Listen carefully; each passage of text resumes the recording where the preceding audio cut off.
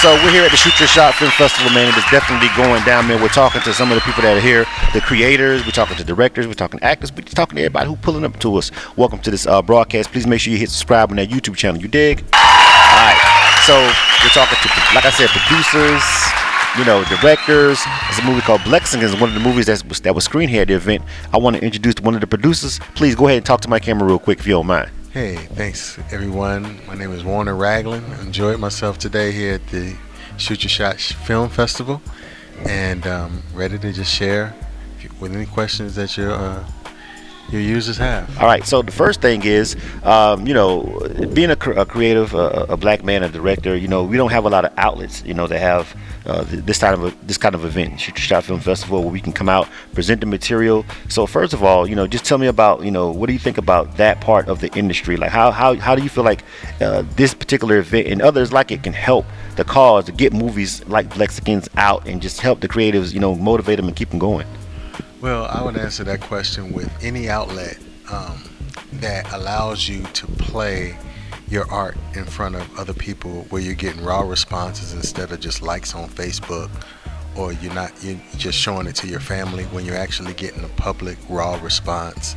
The response I heard from the feedback in the Blexicans, the room was laughing, and it's something that they had never seen before, and I was getting raw responses, so it helps me tailor what I'm going to do next, because I got these live responses, raw responses that wasn't led on to accomplish anything, just the rawness of just putting it out there. Right. So how did you? I always try to do a little bit of a background. How did you even get into the industry, producing film? What made you one day? Were you doing something else, another career that kind of led to this path? Like, how did you even get into being a producer for a movie? Man, at the core of it, I'm a church boy. Okay. I started off playing drums, and then as ministry started to grow and the mega churches started to formulate, I worked in the audio departments, and then that bled over into some video productions. Okay. That I was able to do around the community. I just say everybody got to start somewhere, man. Right. And yeah, that's how I just started. I've been doing it for like 21 years. Well, you was playing drums in church, and then boom, you're doing movies. That's a No. Like what did you guys go out kind of just say, we want to start shooting like little clips? Did you do music videos, anything like that? Like, where it's just like you just dove straight into film? Well, my fault. I did kind of speed up there. I didn't know how much time I had, but there was a progression to go from the church, and I remember starting to edit weddings, okay, and stuff like that. So then I started doing some community stuff, like in the south suburbs. Okay. And I was working directly with mayors and fulfilling their campaigns. And then I got asked to score a movie just because of my musical ability. And right. I went and did that, and then that ended up getting like Emmy nominated. And once you're past the front door, right, it kind of expands from there. Okay. Yeah. It's an interesting path you took. I never met you before. This is my first time meeting them, y'all. I promise, if you're watching this. But if people who know me know that story is similar. I actually grew up, playing drums in church. I went to school for media production. I'm an audio engineer. Of course, we started this broadcast, and my first foray into the film world was actually the same way. Like one of the people that put this together, which is my guy Lalo. His first movies, I did the score for it, and then the second one, right? So, because of my audio background, so I'm just sitting here listening to your story, like, okay, this is kind of weird that he's telling me basically the same thing I did. So, when I get my Emmy nomination, you know what I'm saying? Right? Yeah, it's coming. All right. But anyway, so let's move and let's fast forward to this particular movie, Blexicans, right? How did you meet the director, and how did you guys cook this particular idea up? And if you can, just give us a quick synopsis about what the movie's about. Well, a good friend of mine, actually a contributor on the project, told me this story about how he watched this Hispanic family like clash live and in living color, right? Because they was trying to show that this is like Hector's son. They was trying to bring him into this black family, right?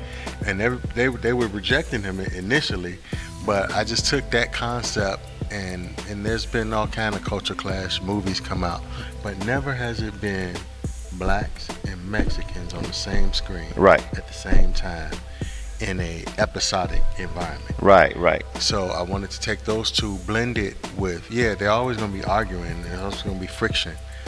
But what calms it down is I stuck this little Hispanic mixed and with this Hispanic girl mixed with a black daddy. Right. I stuck her right in the middle, and she's funny. Right. So both families love her, but it's hands off when it comes to hurting each other. Right. regarding her, Right. 'cause Right. she's the peacemaker. amongst Exactly. them all. Exactly. So it's not something that it's not like I came up with something that hadn't been done before. You know, Archie Bunker been arguing with George, Basically, George yeah. Jefferson, and they all got what would you call it? Their ways of being prejudiced and Right. stuff like that. But But prejudice, but for somehow prejudice, but still love, still respect. But we different, and we know that we different type of vibe. You know what I'm saying? To it, it's like it's not racism. It's just like you just acknowledging what really exists culturally. The facts of the Right. matter is, black people act. Well, a lot of us, most of us act this way. A lot of Mexicans act that way. Y'all eat certain things, we eat certain things, and then sometimes when we get together, it can I don't know. It's just culture shock sometimes. If you don't have any, because you may be from. I was wondering if someone watches this movie and they don't have any Mexican friends, right? They don't even really know. What would it be like if you have you ever spent the night at a Mexican family house? Not just seeing them out and about in the world and maybe working with them, coworkers, but like literally being in their home and watching that. It's different. It's definitely different, but I like what you said because it's there, it's Right. present.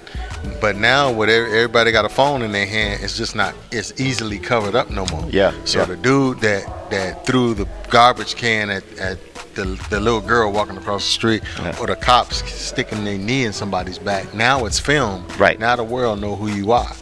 But I'm trying to take a lighter approach because the Hispanic and the blacks are considered. Both those groups are considered minorities. Right.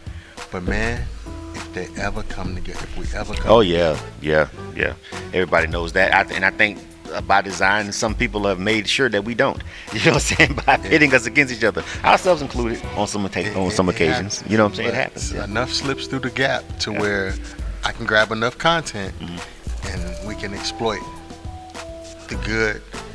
I mean, we can exploit the bad and share the good. Exactly. That's happening in between those. And I also feel like one of the central themes of the film, the mixture of being a biracial child, is like eventually it's gonna be so many biracial people in the country at some point. You know what I'm saying? That it's just gonna racism and all that kind of stuff, and those taboos and those prejudices will be there.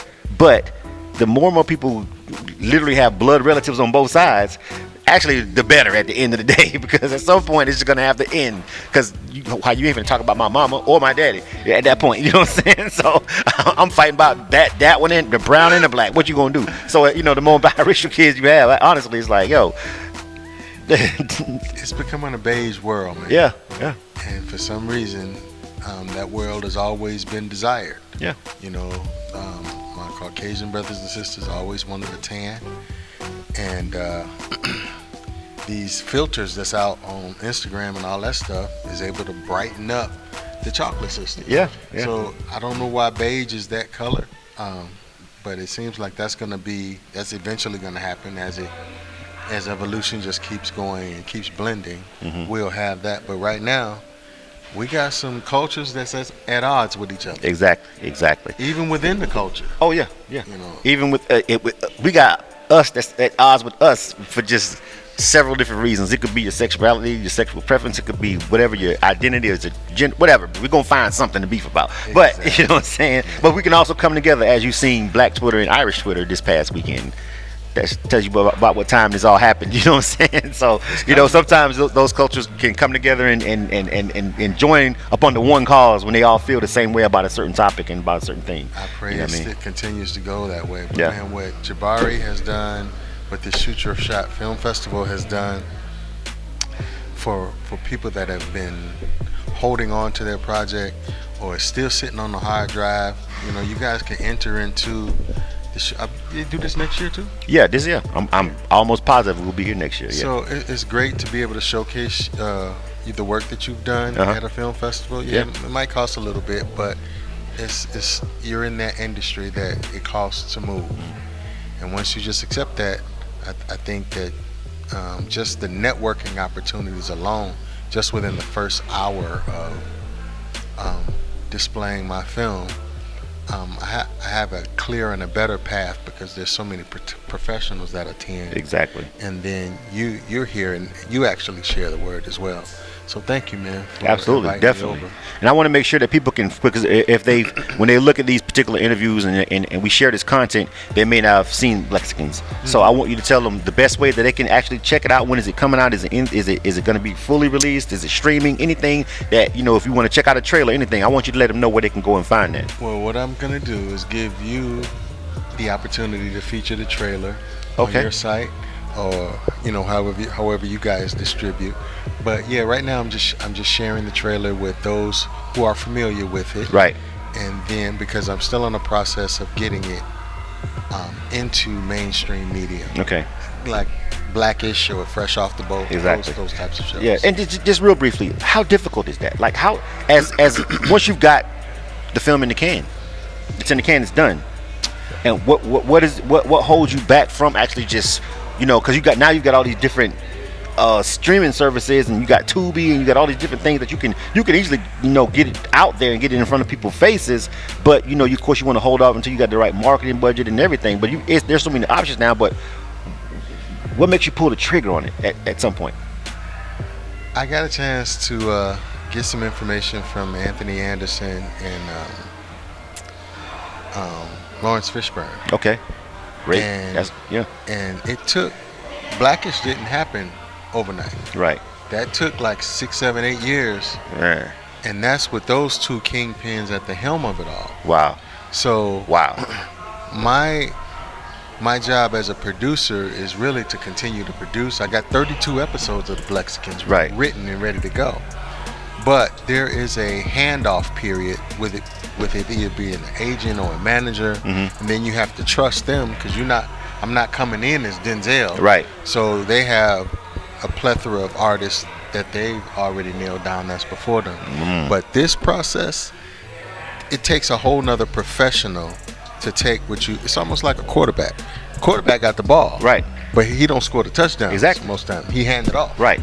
So I try to get people like that a clear path. I try to get them all the dialogue, all the writing, all the graphics, everything that they need so that they can do their job just by pushing a button. Right. That's the world we live in.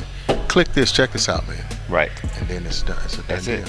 Wow. Again, one more time, I want to make sure that if you don't mind giving out any social media information or any contact information for anybody who may be interested in reaching out to you about maybe possible work or anything. I'm going to reignite the Blexicans to the point where you can retrieve it socially. Like I said, I put it together. This has been a project in the making, growing. I shot it in 2 weeks, but it took 6 months to get it written. Right. And then, a couple years to get it placed the way that you want it, the way that you envision it. Because a lot of these streaming services, they'll take it, but then the days of build it and they'll come, that's gone. Yeah. So you need that. You need a marketing budget. You could say, I could put it on Netflix tomorrow. Right. Or Amazon tomorrow. But what's going to drive it? What's going to make sure that that product has a positioning where it's in that first carousel, Right, exactly. In order for people to click on it and say, hey, let me watch this. Exactly. So that's the specialty. That's a whole nother job. But I'm learning it. Exactly. All right. Well, one more time, what's your social media where they can find you on Instagram, anything like that? Okay, well, Instagram, I'm just simply Warner Ragland, not Warren, but Warner, like Warner Brothers. Warner Ragland. If you want to choose to follow me there, that's great. Good. I'm really going to be aggressive about finding a home for the Blexicans. That's what's up, man. But I was looking at some of it, and of course before this, I'm friends with Jabari, and we go way back. So I actually was looking. He was letting me see the trailer. He was letting me see some stuff. I was like, yeah, that is funny. You know what I'm saying? I'm looking forward to it. I hope that it comes out and it works, because I know that people will actually enjoy that. You know what I'm saying? Like that's something that I can easily see just popping off. You know what I mean? Like a Blackish, like something like that. You know what I mean? And I wish you guys much success, bro. All right. Thank you so much, man. Absolutely, man. Thanks Thank you for having sitting me. down, chopping up with us, and coming out to the Shoot Your Shot Film Festival. You guys are right now watching this on YouTube. Of course, obviously, hit that subscribe button. All right, find Mr. Ragland right here if you want to chop it up with him. He's giving out. We talked a brief conversation. We don't want to come over here and give out all this game because guess what? You should have been here. Hit subscribe. K100 Radio. K100 Radio.